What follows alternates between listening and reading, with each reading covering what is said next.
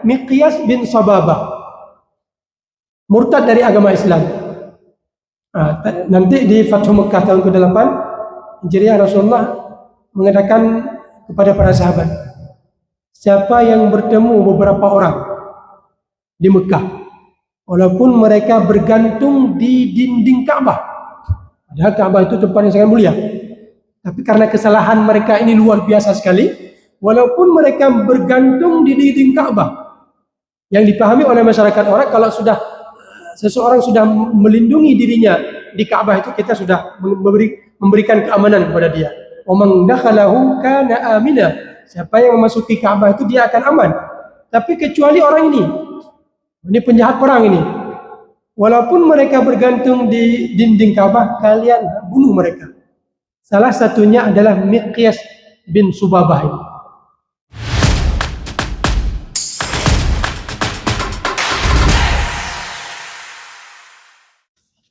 Assalamualaikum warahmatullahi wabarakatuh. Alhamdulillah Rabbil Alamin, alladhi khassana bi khairi kitabin unzil, akramana bi khairi nabiyyin ursil, wa ja'alana bil islami khaira ummatin ukhrijat linnas. Qala ta'ala, kuntum khaira ummatin ukhrijat linnasi ta'muruna bil ma'ruf wa tanhauna 'anil munkar wa tu'minuna billah walau amana ahlul kitabi lakana khairan lahum minhumul mu'minuna wa aktharuhumul fasiqun. Ashhadu an la ilaha illallah wahdahu la syarika lah wa ashhadu anna Muhammadan abduhu wa rasuluh wa safiyuhu min khalqihi wa habibuh. Nashhadu annahu qad ballagha ar-risalah wa adda al-amanah wa nasaha lil ummah wa jahada fillahi haqqa jihadihi حتى أتاه اليقين وتركنا على المحجة البيضاء ليلها كنهارها لا يزيغ عنها إلا هالك. اللهم اجمعنا به كما آمنا به ولم نره وارزقنا حوضه واسقنا من يده الشريفة شربة لا نظمأ بعدها أبدا. Rabbi shrah li sadri wa yassir li amri wahlul 'uqdatam min lisani yafqahu qawli. Thumma amma ba'd. Hadirin hadirat sidang jemaah salat subuh di Masjid Raya yang kita cintai ini. Bertemu kembali kita pada pengajian As-Sirah An-Nabawiyah. Pada pertemuan yang lalu kita sudah sampai pada pembahasan dakwah Rasulullah sallallahu alaihi wasallam di tahun ke-11 kenabian. Di mana pada tahun ke-11 kenabian ada sebanyak 6 orang sahabat yang datang dari Yathrib, dari Madinah Al-Munawwarah sekarang ke Mekah menerima dakwah Nabi sallallahu alaihi wasallam. Maka hasil dari 6 orang ini yang berdakwah selama setahun di Al-Madinah, di Yathrib, membawa hasil masuknya Islam dari penduduk Yathrib dengan jumlah lebih dari 6 orang tadi, yang di tahun ke-12 kenabian mereka kembali ke Mekah untuk berjumpa kembali dengan Rasulullah sallallahu alaihi wasallam dengan membawa jamaah-jamaah yang baru, anggota-anggota baru, muslim-muslim yang baru. Yang jumlah yang tiba ke Mekah pada saat itu adalah berjumlah 12 orang. Ada jumlah yang lain, ada bilangan yang lain, tapi tidak ikut serta ke Mekah. Kesimpulannya adalah 6 orang yang tahun ke-11 menghasilkan 12 orang di tahun ke-12, dan ada lagi yang tidak hadir dari 12 itu masih berada di Al-Madinah Al-Munawwarah. Hadirin yang dirahmati Allah, pada saat tahun ke-12 kenabian ini, maka Rasulullah SAW bertemu dengan mereka, menyampaikan pelajaran-pelajaran dakwah-dakwah kepada mereka dengan cara yang lebih serius lagi. Bagaimana lebih serius? Kalau pada tahun ke-11 kemarin tidak ada ikatan perjanjian apa-apa antara mereka yang baru saja masuk Islam, maka pada tahun ke-12 ini Rasulullah membuat sebuah perjanjian. Itu yang disebut dalam sejarah Islam Al-Bai'ah Al-Aqabah Al-Ula, Bai'at Aqabah yang pertama. Kenapa disebut Bai'ah Aqabah yang pertama? Karena tahun depan, tahun ke-13, sekitar 4 bulan sebelum Rasulullah hijrah, Rasulullah melakukan perjanjian satu lagi, disebut Bai'ah Al-Aqabah Al-Thaniyah, perjanjian Al-Aqabah yang kedua. Bai'ah Al-Aqabah Al-Ula ini, itu Bai'ah Al-Aqabah yang pertama ini juga disebut dengan sebutan Bai'atun Nisa. Kenapa disebut dengan Bai'atun Nisa? Karena bai'at yang dilakukan oleh Rasulullah kepada para sahabat yang berjumlah 16 orang itu seperti yang pernah Rasulullah lakukan terhadap sekelompok wanita yang hijrah ke Al-Madinah Al-Munawwarah pada tahun ke-7 Hijriah nanti. Bagaimana kaum wanita itu yang hijrah? Kita ketahui pada tahun ke-6 Al-Hijri, tahun ke-6 Hijriah, ada satu perjanjian damai terjadi antara Rasulullah dan Quraisy. Bermula dari mimpi yang diperlihatkan kepada Nabi SAW, bahwasanya Rasulullah SAW melihat dalam mimpi itu melakukan umrah, melakukan tawaf, melakukan sa'i. Kemudian mimpi ini diceritakan kepada para sahabat.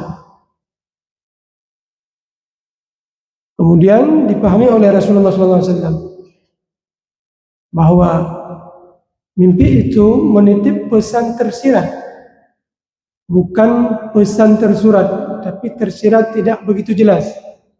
Ini kayaknya ini perintah untuk umrah, padahal tidak berupa perintah yang jelas. Makanya sebenarnya punya alasan bagi Rasulullah SAW untuk tidak umrah juga.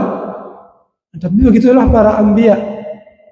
Para anbiya itu walaupun pesannya datangnya tidak secara begitu jelas, tidak tegas, tapi yang dinamakan dengan perintah tetap mereka lakukan. Perintah yang datang melalui mimpi bukan perintah, tapi dilihat. Rasulullah melihat dirinya melakukan umrah, berarti ini perintah untuk umrah. Begitulah yang dipahami oleh Nabi pada saat itu. Dan ini pernah terjadi dengan Nabiullah Ibrahim alaihissalam. Nabiullah Ibrahim alaihissalam. Pada saat beliau mengatakan kepada putranya, Inni ara fil manami anni adbahuk. Wahai Ismail, saya melihat dalam mimpi saya menyembelih dirimu. Jadi Nabi Ibrahim melihat dalam mimpi bahwasanya beliau menyembelih anak beliau yang satu-satunya Ismail. Dalam mimpi yang beliau lihat tidak ada perintah yang terang-terangan. Ibrahim, diperintahkan kepada kamu untuk menyembelih putramu. Tidak ada seperti itu. Makanya bagi Nabi Ibrahim sebenarnya punya alasan. Ini kayaknya perintahnya atau yang saya lihat ini jangan-jangan bukan perintah, cuma sekedar saya lihat. Tapi kembali kepada yang kita katakan tadi, para anbiya, ru'yatul anbiya, mimpi para nabi itu adalah wahyu.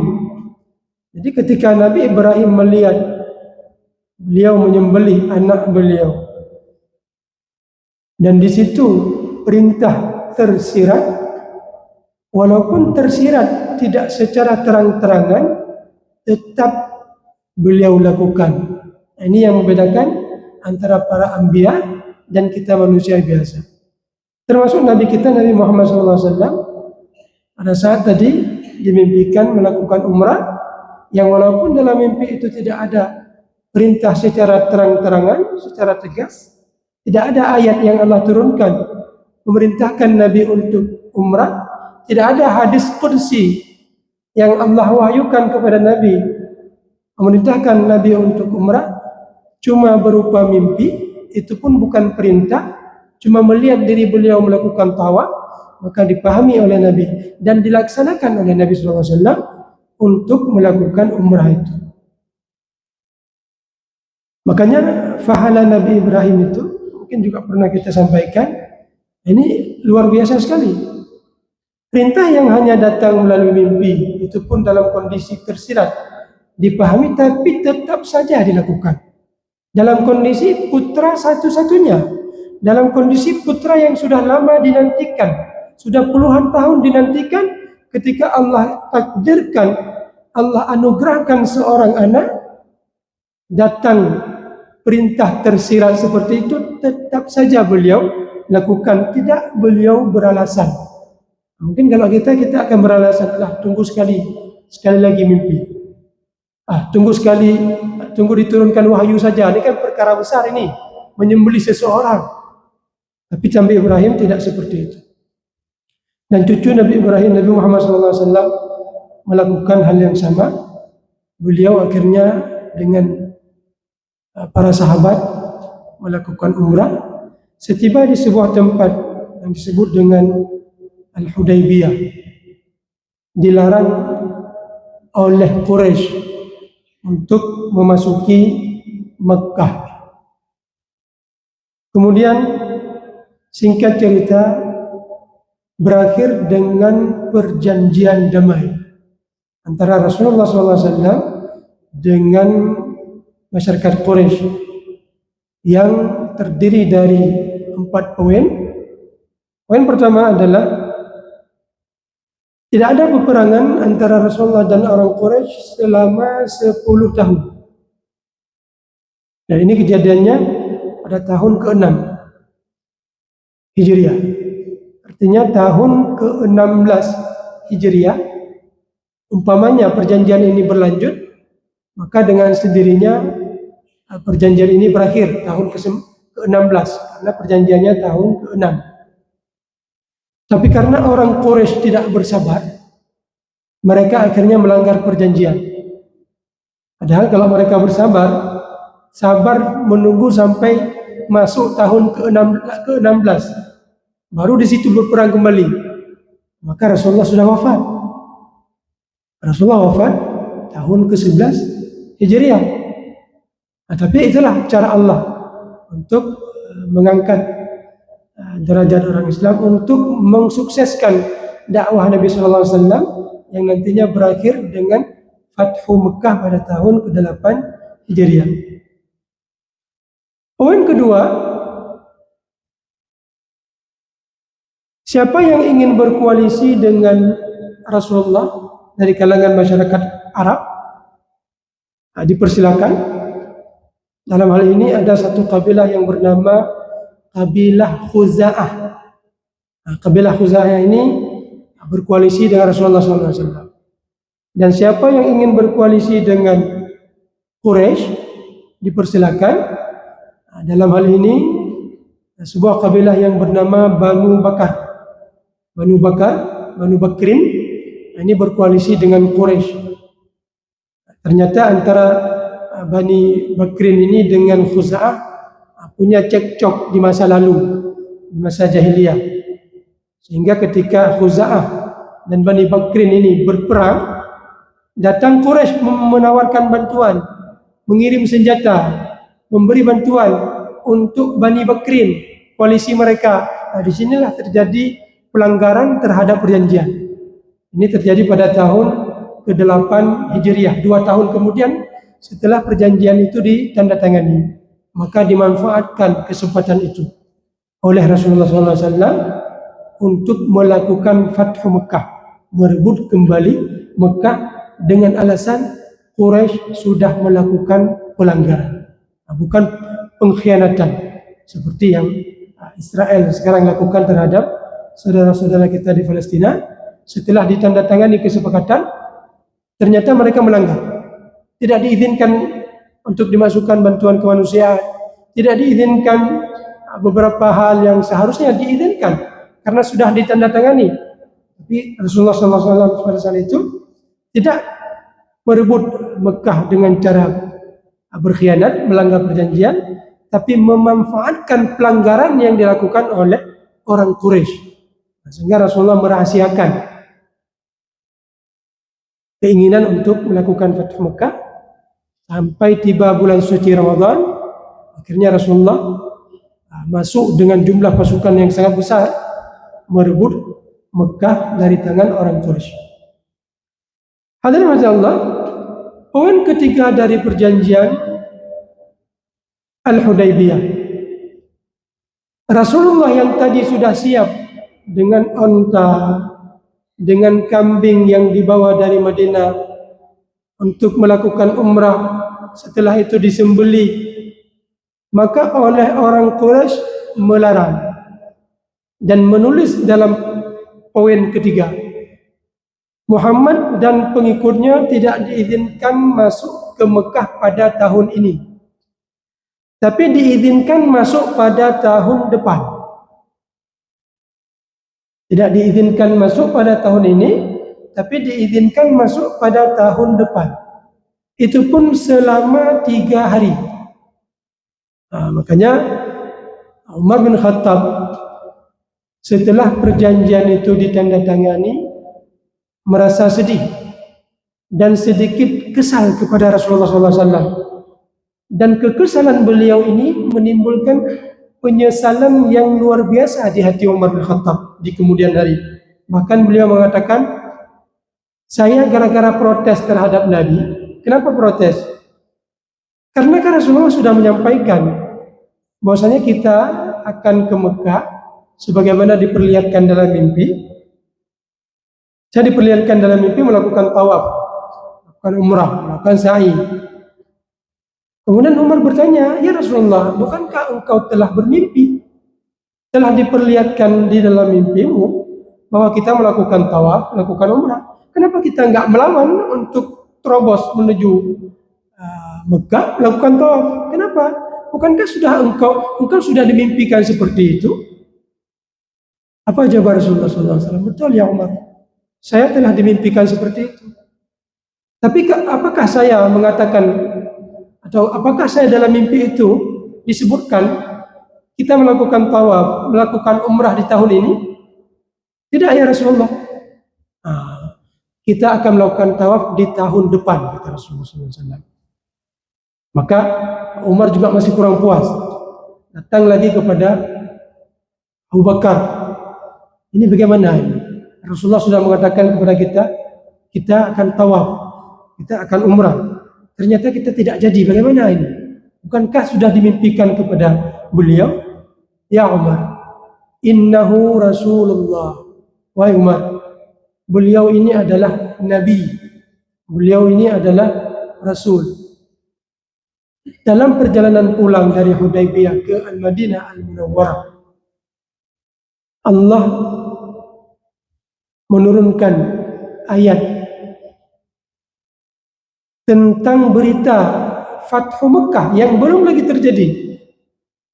Inna fatahna laka fatham mubina. Maka di situ disampaikan kepada Sayyidina Umar akan berita gembira, isyarat disebabkan dari perjanjian ini yang terkesan sekilas merugikan pihak Rasulullah SAW yang semula berencana ingin melakukan tawaf, melakukan umrah tapi tidak jadi. Kemudian ada poin yang keempat yang sebentar lagi kita sebutkan, terkesan sangat merugikan, tapi ini menyebabkan terjadi kemenangan yang sangat besar bagi kaum muslimin 2 tahun yang akan datang, yaitu Fathu Mekah akibat mereka melanggar perjanjian ini. Poin yang keempat yang sangat terlihat jelas merugikan orang Islam. Kalau ada di kalangan kaum muslimin yang ingin murtad, ingin kembali ke agama Quraisy, maka Rasulullah SAW dan orang Islam tidak punya hak untuk melarang mereka murtad. Tapi kebalikannya, kalau ada orang Quraisy yang ingin masuk Islam, ingin memeluk agama Islam tanpa izin dari kedua orang tuanya, tanpa izin dari walinya, maka orang Quraisy punya hak untuk memaksa dia kembali kepada agama Quraisynya.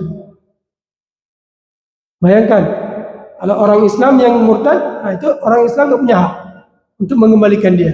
Tapi kebalikannya, kalau orang Quraisy, salah satu di antara anak-anak mereka masuk Islam, setelah perjanjian itu ditandatangani, maka orang Quraisy, walinya itu punya hak untuk mengembalikan dia ke agama Quraisynya.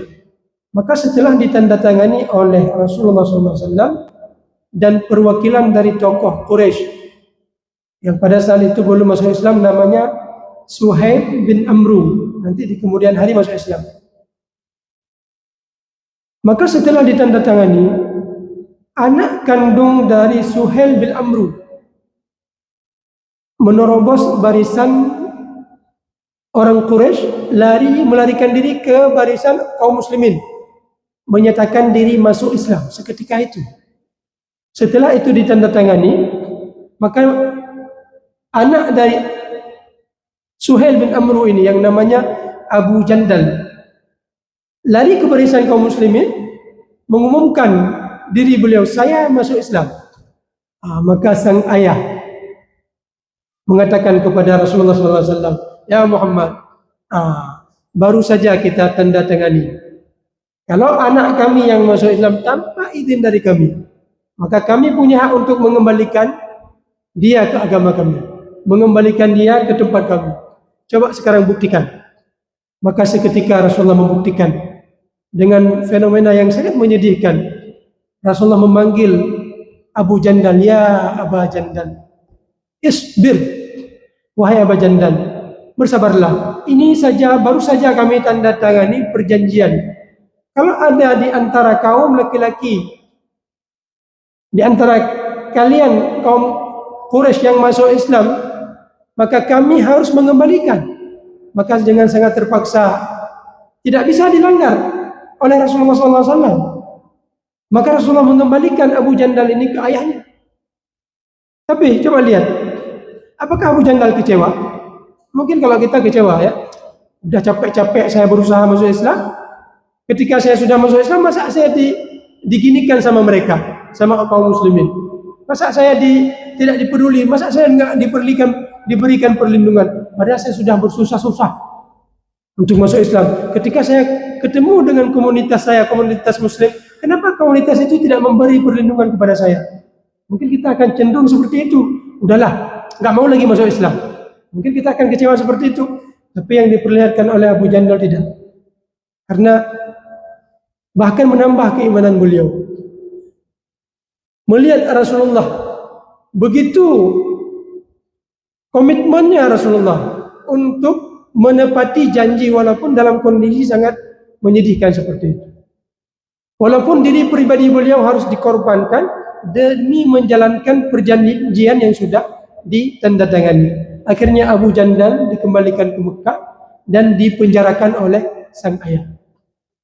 Yang nantinya Abu Jandal dan beberapa kawan-kawannya yang ada di Mekah dalam kondisi yang sama, mereka akhirnya berhasil lolos, tidak melarikan ke Madinah. Ada salah satu orang namanya Abu Basir melarikan ke Madinah, dikembalikan lagi oleh Nabi, pulang lagi ke Mekah. Karena ini melanggar perjanjian. Maka Abu Basir dan Abu Jandal melarikan diri dari Mekah menuju ke sebuah tempat. Tempat bukan di Mekah, bukan di Madinah, tapi sudah dekat dengan Madinah. Tapi bukan di Madinah. Bukan, tidak di bawah wewenang Rasulullah SAW. Yang di tempat itu dijadikan oleh mereka untuk menyerang dagangan Quraisy yang melewati kawasan itu menuju negeri Syam. Jadi setiap ada rombongan Quraisy berdagang ke negeri Syam, maka selalu diserang oleh mereka. Sehingga mereka kewalahan dan melapor kepada Rasulullah. Ya Muhammad, ini ada beberapa orang oknum orang Muslim yang tidak tinggal di Madinah juga tidak di Mekah, sudah menjadikan kami kewalahan. Udahlah, ini sekali ini kami izinkan mereka untuk dibawa ke Al-Madinah Al-Munawwarah. Sehingga mereka sekarang diizinkan untuk dibawa ke Al-Madinah Al-Munawwarah. Kenapa? Karena keberadaan mereka yang bukan di Madinah juga bukan di Mekah ini mengganggu sekali bagi perjalanan dagang mereka, sehingga akhirnya diberikan untuk dibawa ke Al-Madinah Al-Munawwarah. Dalam bauan perjanjian damai itu tidak ada disebutkan perjanjian ini berlaku untuk semua orang Islam, baik Muslim atau Muslimah. Karena dalam bahasa Arab itu kan ada yang disebut dengan dhamir, ya. Dhamir itu kata ganti. Misalnya begini, perjanjian ini ditandatangani oleh Muhammad Rasulullah SAW dan Suhail bin Amru misalnya. Butir perjanjian, kalau ada orang Muslim, bukan Muslimah, kalau ada orang Muslim yang masuk Islam tanpa izin walinya, maka walinya ini berhak memaksa balik lagi ke Quraisy. Walaupun nanti mereka nggak berubah akidah, yang namanya akidah itu kan di hati. Tapi mereka ditahan, tidak diizinkan ke Madinah. Tidak disebutkan Muslim dan Muslimah. Makanya nanti di tahun ke-7 setahun setelah ditandatangani, datang sekelompok wanita melarikan diri dari suami mereka yang ada di Mekah menuju ke Al-Madinah Al-Munawwarah, menyatakan diri mereka masuk Islam. Apakah Rasulullah harus mengembalikan mereka ke Quraisy sebagaimana yang diinginkan oleh masyarakat Quraisy ketika diketahui oleh mereka kelompok kaum perempuan datang melarikan diri bahkan dari suami mereka menuju ke Al-Madinah Al-Munawwarah. Datang utusan ingin menjemput kembali mereka sebagaimana pernah mereka jemput Abu Basir dan Abu Jandal kemarin itu. Maka Rasulullah mengatakan, coba baca kembali. Begitulah kira-kira, ya, poin-poin yang sudah kita tanda tangani. Apakah di situ termuat kata-kata perempuan? Ternyata tidak. Ini perjanjian yang berlaku antara, kalau kata gantinya itu kita kembali kepada laki-laki. Jika ada Muslim yang masuk Islam, jika ada orang Quraisy, laki-laki yang masuk Islam, maka walinya mengembalikan. Demikian juga kebalikannya. Demikian juga kalau ada orang Islam yang masuk Islam, yang masuk ke agama Quraisy murtad, artinya tidak berhak dikembalikan. Kesimpulannya adalah kata ganti yang ada dalam perjanjian itu sama sekali tidak kembali, tidak memuat kata-kata muslimah atau kata-kata perempuan, sehingga Rasulullah punya alasan, ini perempuan, maka saya tidak izinkan mereka untuk dikembalikan. Maka sejak saat itu Umar bin Khattab, yang walaupun beliau sudah berstatus sebagai Muslim, sudah lama Umar bin Khattab Muslim, ini sudah tahun ke-6 Hijriah. Umar bin Khattab masuk Islam tahun ke-5 Hijriah, ke-5 kenabian. Sudah 11 tahun Umar bin Khattab masuk Islam, ternyata Umar bin Khattab masih meninggalkan atau masih berstatus menikah dengan seorang perempuan yang masih kafir sampai saat itu. Allah menurunkan ayat dalam surat Al-Fath, kalau saya tidak salah, wala tumsiku bi'isamil kawafir. Nggak boleh terjadi ikatan perjanjian pernikahan bi'isamil kawafir, dengan orang kafir. Maka setelah ayat itu diturunkan, Umar bin Khattab baru menceraikan istrinya. Coba lihat Islam ini. Mungkin ada banyak kalangan yang menuduh Islam ini kejam, Islam ini memaksa. Umar bin Khattab punya istri seorang laki-laki, apalagi dari kalangan Arab ya, itu mudah sekali untuk dipaksa untuk sesuatu. Tapi bayangkan Umar bin Khattab tidak memaksakan istrinya yang masih kafir sudah 11 tahun masih kafir. Umar sudah 11 tahun masuk Islam. Istrinya salah satunya masih berstatus kafir, tidak dipaksakan untuk masuk Islam. Yang akhirnya pada tahun ke-7 ini Allah menurunkan ayat wala tumsiku bi'isamil kawafir. Enggak boleh lagi berpegang dengan janji pernikahan dengan orang kafir. Maka baru saat itu Umar menceraikan istri beliau itu. Kemudian wanita-wanita yang tadi melarikan diri dari suami mereka diceraikan oleh Nabi SAW, dan maharnya dikembalikan oleh orang kafir. Ya, seperti dalam bahasa pernikahan itu disebut dengan khulu ya. Khulu artinya tuntutan istri kepada suami untuk diceraikan, maka istri itu menggantikan ganti rugi terhadap mahar yang telah dikeluarkan oleh sang suami. Jadi seperti itu, Rasulullah tidak mengembalikan para wanita yang hijrah itu, yang melarikan dari suaminya itu kepada masyarakat Quraisy, kepada suaminya.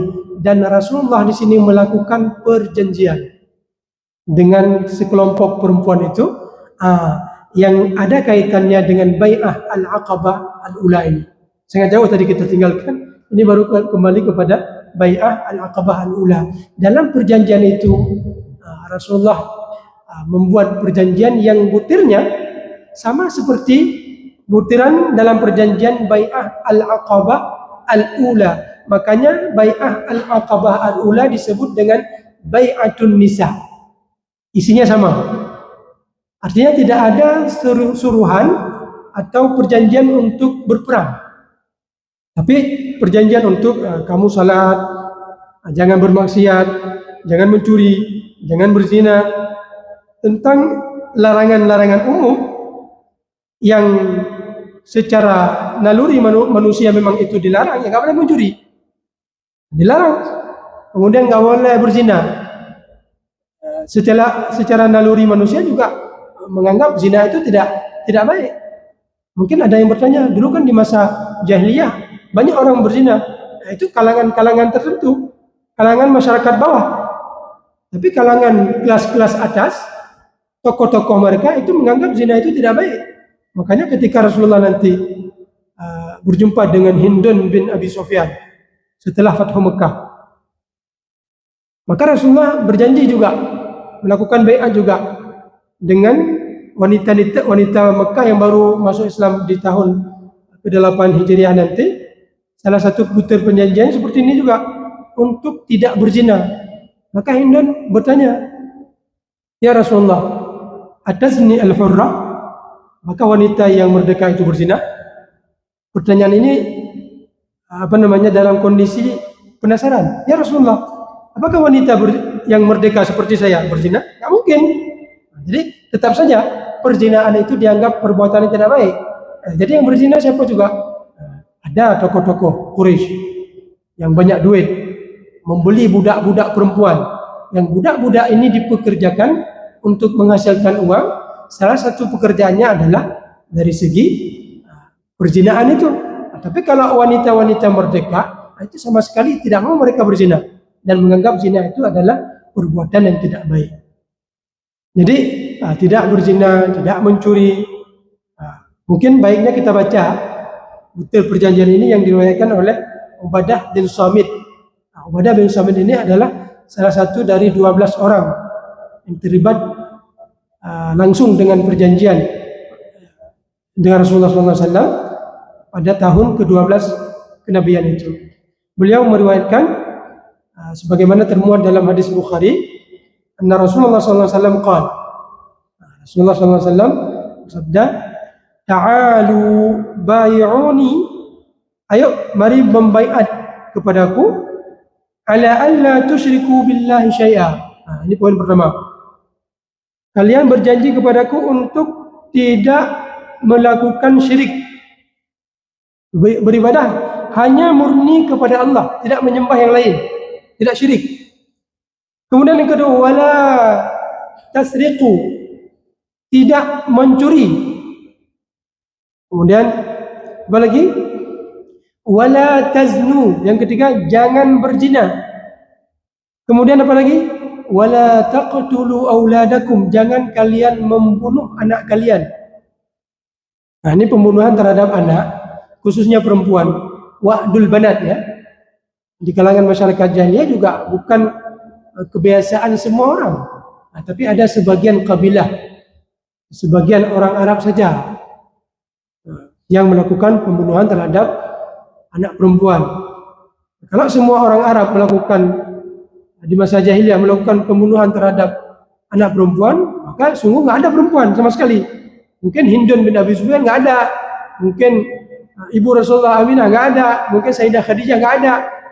Nah, tapi ada sebagian dari kalangan masyarakat Arab, sebagian dari kabilah Arab, kalau diberikan kelahiran seorang perempuan, mereka bunuh. Tapi tidak semua. Maka Rasulullah ikut memuatkan perjanjian ini dalam Bai'ah Aqabah ini, wala taqtulu auladakum, jangan kalian membunuh anak-anak kalian, baik laki-laki maupun perempuan. Kemudian yang selanjutnya, wala ta'tu bi buhtanin taftarunahu baina aydikum wa arjulikum, jangan kalian melakukan fitnah, tuduhan mengada-ngada terhadap orang lain, taftarunahu, mengada-ngada di depan diri kalian. Jangan seperti itu, jangan menuduh orang lain melakukan kesalahan sementara mereka tidak melakukannya. Kemudian selanjutnya, wala ta'suni fi ma'ruf, jangan melanggar perintahku jika perintah yang aku perintahkan itu adalah kebaikan. Kemudian, faman waffa minkum fa ajruhu 'ala Allah, siapa yang memenuhi, siapa yang melaksanakan perjanjian ini, maka pahalanya ada bersama Allah. Allah yang akan memberikan pahala kepada dia. Wa man asaba min dzalika syai'an fa'uqiba bihi fid dunya fa huwa lahu kafarah. Siapa yang sudah terlanjur di kemudian hari melanggar perjanjian ini, mencuri, membunuh, berzina, tidak taat kepada Rasulullah, maka fa'uqiba bihi fid dunya, kemudian Allah jatuhkan hukuman ke dia selama dia hidup dunia. Berupa apa? Hukuman diberikan penyakit. Jadi penyakit itu yang Allah berikan itu hukuman untuk Allah tebuskan dosa-dosa yang pernah kita miliki. Dalam hadis Rasulullah sebutkan, sampai duri yang menunjuk jari-jari kita itu juga bagian dari cara Allah untuk menebuskan dosa yang pernah kita lakukan. Innallaha idza ahabba 'abdan ibtalah. Allah kalau cinta kepada seorang hambanya, Allah berikan musibah, Allah berikan cobaan, dengan cobaan itu dia bersabar, Allah gugurkan dosa-dosanya. Jadi fa'uqiba bihi fid dunya, Allah jatuhkan hukuman langsung cash di dunia, maka hukuman di akhirat nanti akan diringankan atau ditiadakan. Maka jangan pernah kita kesal pada saat kita diberikan musibah. Kesal mungkin sedih 1 hari 2 hari, tapi kita perlu ingat, ini mungkin cara Allah untuk menebus dosa-dosa yang pernah saya lakukan. Kemudian وَمَنْ أَصَابَ مِنْ ذَلِكَ شَيْئًا فَسَتَرَهُ اللَّهُ. Kalau dia melanggar perjanjian ini, lalu Allah menutup aib dari pelanggaran yang dia lakukan ini, فَأَمْرُهُ إِلَى اللَّهِ, maka perkara dia itu dikembalikan kepada Allah. Dia melanggar perjanjian, mungkin dia enggak sholat, mungkin dia membunuh orang, mungkin dia korupsi. Yang kita lihat orangnya sehat-sehat, keluarganya aman-aman saja, nggak ada masalah. Maka fa'amruhu ilallah, perkara dia itu ada bersama Allah. Insya'a aqabahu, kalau Allah inginkan, Allah jatuhkan hukuman. Wa insya'a afa anhu. Jadi kalau Allah inginkan, Allah jatuhkan hukuman. Kalau nggak di dunia, kalau dia terlihat aman-aman saja di dunia, maka hukuman itu di akhirat. Wa insya'a afa anhu, tapi kalau Allah inginkan, Allah maafkan dia. Terserah Allah. Nggak ada urusan kita. Ini kembali semua kepada Allah. Begitu butir perjanjian yang Rasulullah sampaikan kepada 12 orang sahabat pada saat itu. Yang akhirnya terkait dengan satu pertanyaan. Apakah termasuk dosa? Kalau syirik memang nggak ada ampunan. Kenapa? Karena syirik menyembah selain daripada Allah. Innallaha la yaghfiru an yushraka bihi syai'a wa yaghfiru ma duna dzalika. Allah tidak akan mengampuni dosa syirik, tapi yang lain Allah ampunkan. Bisa Allah ampunkan. Apakah termasuk pembunuhan? Ada seorang membunuh seseorang, apakah termasuk pembunuhan?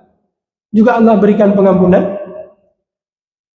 Dalam satu hadis, Rasulullah menceritakan kejadian yang pernah terjadi pada diri salah seorang bangsa terdahulu yang sudah membunuh 99 orang. Maka orang ini bertanya, apakah ada pengampunan dari Allah kepada dia? Sampai bertemu seorang pendeta. Wahai pendeta, adakah pengampunan dari Allah kepada saya? Saya telah membunuh 99 orang. Maka pendeta ini menjawab, makanya nggak ada pengampunan lagi ini. Sudah 99 orang. Maka akhirnya pendeta ini pun dibunuh. Genap 100 orang. Akhirnya bertanya lagi dia kepada orang lain. Apakah ada pengampunan kepada saya sampai dia ketemu seorang mengatakan ada. Ini menunjukkan apa? Ada pengampunan walaupun kita sudah terlibat dalam dosa besar, yaitu berupa pembunuhan itu. Tapi kalau kita bertaubat dengan taubat nasuha, taubat betul-betul, Allah bisa memberi pengampunan. Yang akhirnya orang ini mengatakan, insya Allah ada pengampunan kepadamu. Tapi dengan syarat, kamu meninggalkan negerimu ini. Kamu jangan tinggal lagi di sini. Tapi harus pergi ke tempat yang lain. Maka dalam perjalanan dia menuju ke tempat yang lain, malaikat maut datang mencabut nyawanya. Datang malaikat berebutan. 2 orang malaikat utusan Allah.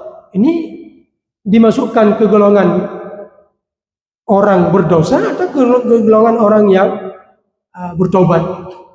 Diukur jarak perjalanan antara tempat dia menuju ke tempat ini dengan jarak yang akan ditempuh ke tempat itu.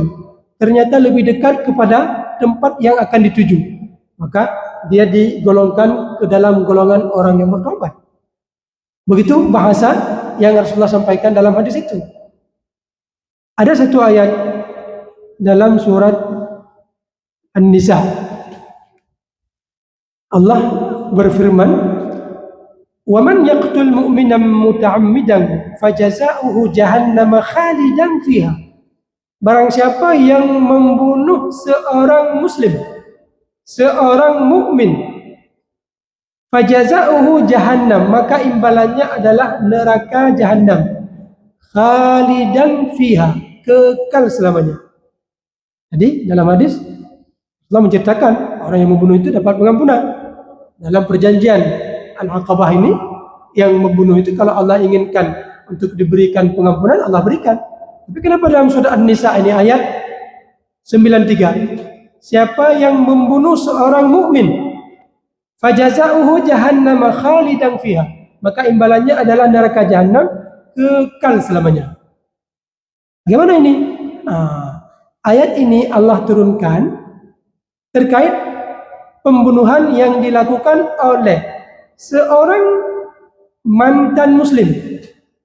Kenapa saya sebutkan mantan muslim? Namanya Miqyas bin Sababah, murtad dari agama Islam.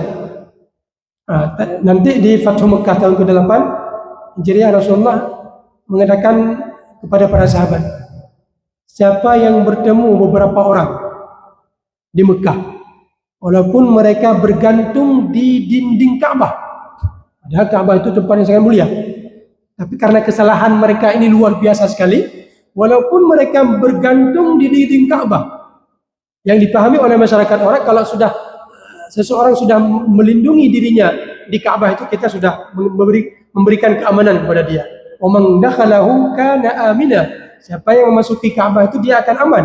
Tapi kecuali orang ini penjahat perang ini. Walaupun mereka bergantung di dinding Ka'bah, kalian bunuh mereka. Salah satunya adalah Miqyas bin Subabah ini. Kemudian Ikrimah bin Abu Jahal, anak dari Abu Jahal. Tapi anak Abu Jahal nanti masuk Islam, nggak jadi dibunuh oleh Rasulullah SAW. Kemudian Abdullah bin Khattal, murtad juga. Kemudian Abdullah bin Sa'ad bin Abi Sarah, murtad juga. Tapi Abdullah bin Sa'ad bin Abi Sarah nanti sebelum dia dibunuh, artinya sebelum Rasulullah berjumpa dengan dia sudah duluan masuk Islam kembali. Akhirnya tidak jadi dibunuh.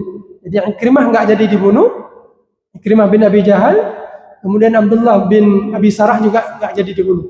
Tapi yang tetap dibunuh dua orang ini, yang pertama Miqyas bin Subabah dan Abdullah bin Khattal ini. Kenapa Abdullah bin Khattal? Abdullah bin Khattal dalam satu momen diutuskan oleh Nabi SAW untuk mengumpul harta zakat bersama seorang sahabat yang lain. Merasa dirinya hebat, dia perintahkan temannya ini untuk menyiapkan makanan. Jika pegat makanan lagi dulu, coba sediakan kopi untuk saya. Merasa diri hebat. Maka sahabat ini mengatakan, kalau menolaklah, kalau bahasa kita, apa hebatmu? Kok saya yang harus memasak untuk dirimu? Begitulah kira-kira. Sehingga bangkit kesombongan yang ada di hatinya, yang berakhir dengan membunuh sahabat ini. Dibunuh sahabat ini karena terdorong dari kesombongan tadi, menolak suruhan dia. Setelah dibunuh, apakah dia akan kembali ke Madinah? Nggak mungkin. Kalau kembali ke Madinah akan dihukum oleh Nabi. Maka terpikir dia oleh dia umat. Akhirnya dia kembali ke masyarakat Quraisy, murtad dari Islam, dengan membawa pulang harta zakat yang seharusnya diberikan kepada Nabi, dibawa ke masyarakat Quraisy. Kata Rasulullah, ini penjahat ini. Kalau kalian bertemu dengan Abdullah bin Khattal ini, bunuh dia walaupun dia bergantung di dinding Ka'bah.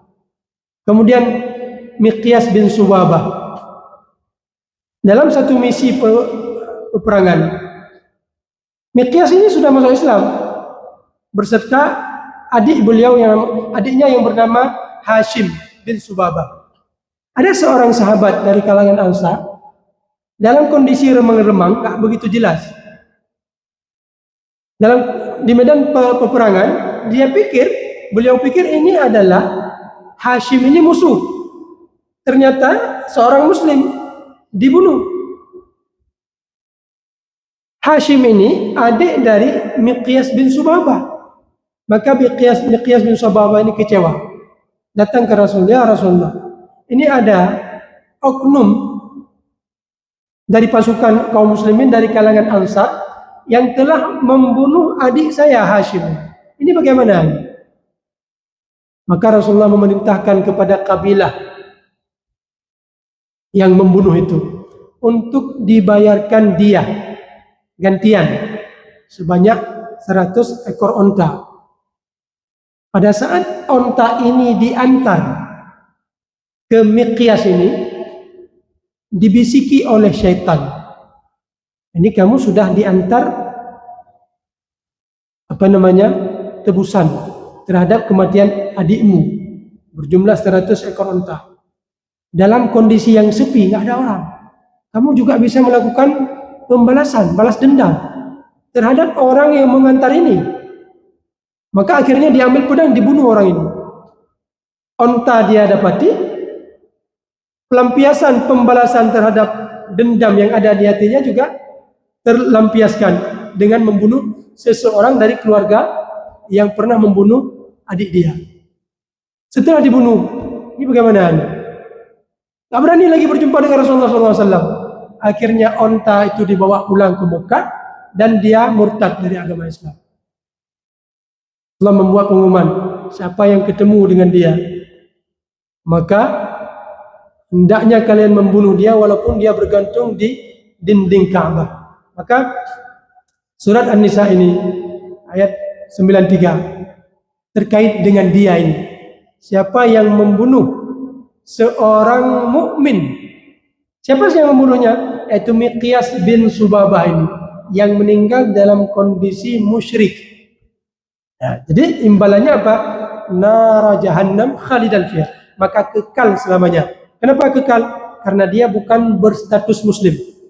Pembunuhnya ini bukan berstatus muslim, tapi status murtad, status kafir ya. Jelas neraka jahannam. Tapi kalau ada pembunuh yang berstatus muslim, nah mudah-mudahan kalau dia melakukan taubat nasuha, taubat secara betul-betul, termasuk dosa zina, termasuk dosa mencuri, kecuali dosa syirik. Innallaha la yaghfiru an yushraka bihi syai'a. Allah tidak akan mengampuni kalau syirik. Maka selain dosa syirik, ada peluang-peluang seseorang bertobat akan diberikan pengampunan oleh Allah Azza wa Jalla sebagaimana termuat dalam poin perjanjian Al-Aqabah ini. Mudah-mudahan ada faedah yang bisa kita dapatkan. Lebih dan kurang saya mohon maaf. Wabillahi taufiq wal hidayah.